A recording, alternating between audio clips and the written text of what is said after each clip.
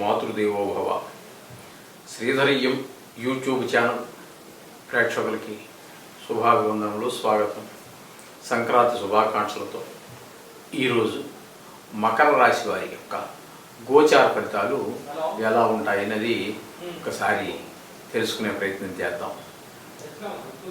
ఈ మకర రాశి వారికి ద్వితీయంలో శని. అయితే ఈయన శుభ అశుభ ఫలితాలు రెండు ఇవ్వగలడు. ఎందుకంటే ద్వితీయంలో స్వస్థానం కాబట్టి, అయినా కూడా రాశ్యాధిపతి కాబట్టి సో మంచి ఫలితాలు ఇస్తాడు. స్వస్థానం కాబట్టి మరీ మంచి ఫలితాలు ఇస్తాడు. కానీ స్థాన ప్రభావం వల్ల కొద్దిపాటి దుష్ప్రభావం కూడా కలుగుతూ ఉంటుంది. ఇక చతుర్థంలోకి వచ్చేటప్పటికి తృతీయంలోకి వచ్చేటప్పటికి తృతీయంలో రాహు అత్యంత అనుకూలమైనటువంటి ఫలితాలను మీకు అందరికీ ఇస్తాడు. మనసులో ఏ విధమైనటువంటి గందరగోళం లేదు. ఎట్లో కామ, క్రోధ, లోభ, మోహం, మదర్శాలు ఇట్లాంటివన్నీ కూడా మనకి నదీనంలోనే ఉంటాయి. అన్నీ కూడా అవి సరియైన ఆలోచన విధానంలోనే వెళుతూ ఉంటాయి. దాని గురించి కంగారు పడక్కర్లేదు. చతుర్థంలో గురువు కూడా మనకి సరి అయినటువంటి గోచార రీత్యా శుభమైనటువంటి ఫలితాలు ఇవ్వజాలడు. ఒక విధంగా ఆర్థికంగా కొంచెము ఖర్చులు ఎగస్ట్రా పెరగడం, ఒకవేళ రావాల్సినటువంటి ఆదాయం కొంచెం తగ్గేటువంటి అవకాశము, ఖర్చులు ఎక్కువ పెరిగే అవకాశం కూడా మీకు ఈ వారంలో గురువు వల్ల మనకు కలుస్తూ ఉంటుంది. ఇకపోయినట్టయితే ఇక అష్టమంలో మీకు కేతు కనబడుతున్నాడండి. ఆ నవమంలో కనబడుతున్నాడండి కేతువు. నవమంలో కేతు సంచారం జరుగుతోంది. నవమంలో కేతు సంచారం కూడా సరి అయినటువంటి శుభ ఫలితాలను ఇవ్వదు. కొంచెము ఆయనకు సంబంధించి అంటే భక్తి నిలవకపోవటం ఇట్లాంటివన్నీ జరుగుతూ ఉంటాయి.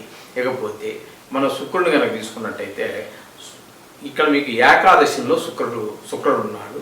ఆ ఏకాదశిలో శుక్రుడు చాలా శుభపరిణామాలు ఇస్తూ ఉంటాడు. అలా అని చెప్పేసి మీకు బంధుమిత్రులతో కలిసిపోవడం కానీ, ఒక సినిమాలకు వెళ్ళటం కానీ, ఒక లగ్జరీ లైఫ్ని ఈ వారం రోజులు మీకు లలిత కళలు, ఒకవేళ పాటలు పాడే అవకాశం ఉన్నారనుకోండి, మంచి పాటలు పాడే అవకాశము, లేకపోతే పాటలు విని ఆనందించేటువంటి అవకాశం ఉందనుకోండి, ఆ తెలిసి ఉన్నట్టయితే సంగీతానికి తెలిసి ఆ పాటలు వింటూ ఆనందించడం, నృత్యము ఇట్లాంటివి సంగీత కళకు సంబంధించి, అలాగే ఇంట్లో వారితో కానీ ఒక భార్య అనుకూలంగా ఉండటం కానీ, ఈ వారం 10 రోజులు మనకి ఎదురు చెప్పకుండా ఉండటం ఇట్లాంటివన్నీ కూడా మనకి మంచి శుభఫలితాలు శుక్రుడు వల్ల మనకి కలుగుతూ ఉంటాయి. అట్లాగే ఇక వ్యయస్థానంలోకి వచ్చేసరికి మీకు రవి, కుజ, బుధ 3 గ్రహాలు కూడా మనకి ఇక్కడ వ్యయస్థానంలో పడ్డాయండి. అంటే 12వ స్థానంలో ఒక దుష్ట స్థానంలో పడ్డాయి.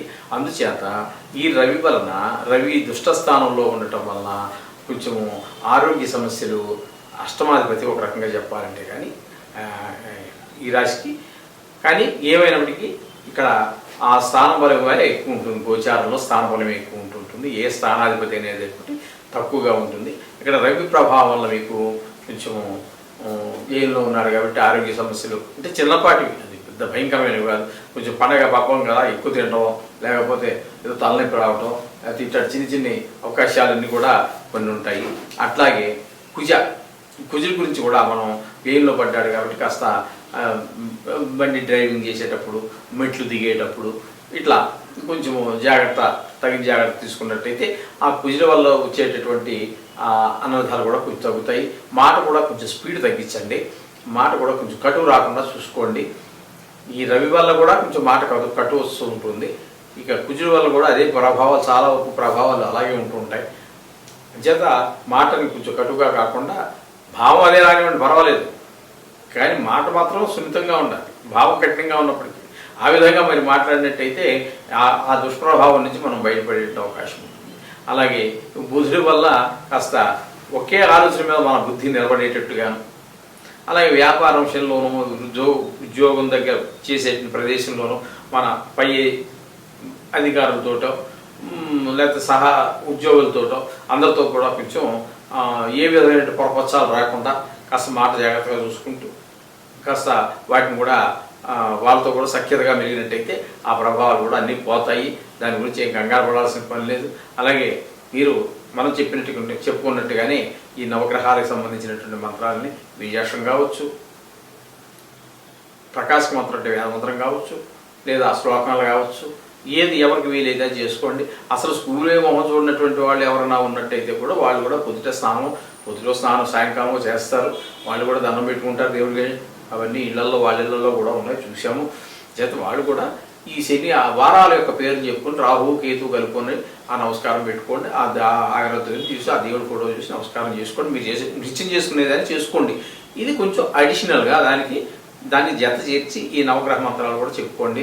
దాని ద్వారా మనకి ప్రతికూలంగా ఉన్నటువంటి గ్రహాల యొక్క దుష్ప్రభావం తగ్గుతుంది.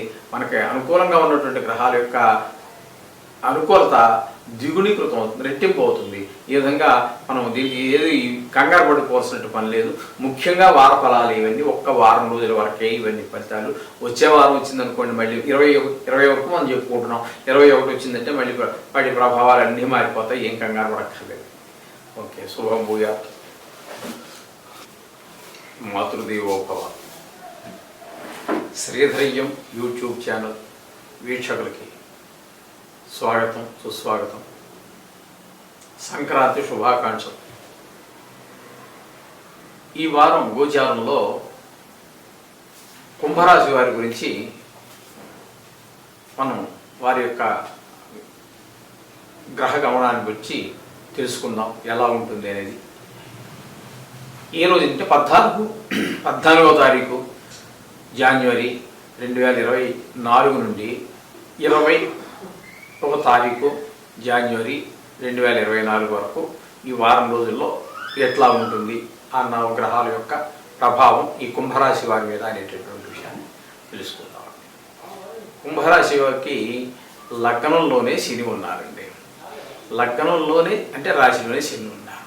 అయితే అది శుభ అశుభ రెండు ఫలితాలు ఇచ్చేటువంటి అవకాశం. అసలు యాక్చువల్లీ లగ్నంలో శని ఉండకూడదు. మామూలుగా అయితే ఇది స్వక్షేత్రం కాబట్టి అందుచేత కుంభరాశి వారికి శని శుభ అశుభ రెండు కూడా కలిగజేసేటువంటి అవకాశం. ఆయన ఇచ్చేటువంటి ఫలితాలు, ఆయన ఇచ్చేటటువంటి కారకత్వాలు ఏవైతే ఉన్నాయో ఆ శ్రమకు సంబంధించి కానీ, లేకపోతే ఒక కష్టానికి సంబంధించి కానీ, ఇటువంటి వాటికన్నిటికి కూడా ఆ శనీశ్వరుడు శుభ అశుభ ఫలితాలని ఇస్తూ ఉంటాడు. ఇక ద్వితీయంలో రాహు ఉన్నారండి, అంటే మీనంలో అన్నమాట. కుంభరాశికి ద్వితీయం మీనం కాబట్టి మీనంలో రాహు ఉన్నారు. ఆ రాహు శుభ ఫలితాలు ఇవ్వడానికి సమర్థులు కాదండి ఆ ద్వితీయ స్థానంలో ఉండటం వల్ల. ఇకపోతే తృతీయ స్థానంలో కనుక మనం తీసుకున్నట్టయితే గురువు అండి.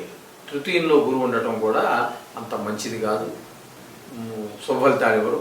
కొన్ని సందర్భాలలో యాక్సిడెంట్ అయ్యేటటువంటి అవకాశం కూడా గోచార రీత్యా గురువు తృతీయంలో ఉన్నప్పుడు యాక్సిడెంట్ అయ్యేటటువంటి అవకాశం కూడా ఉన్నది.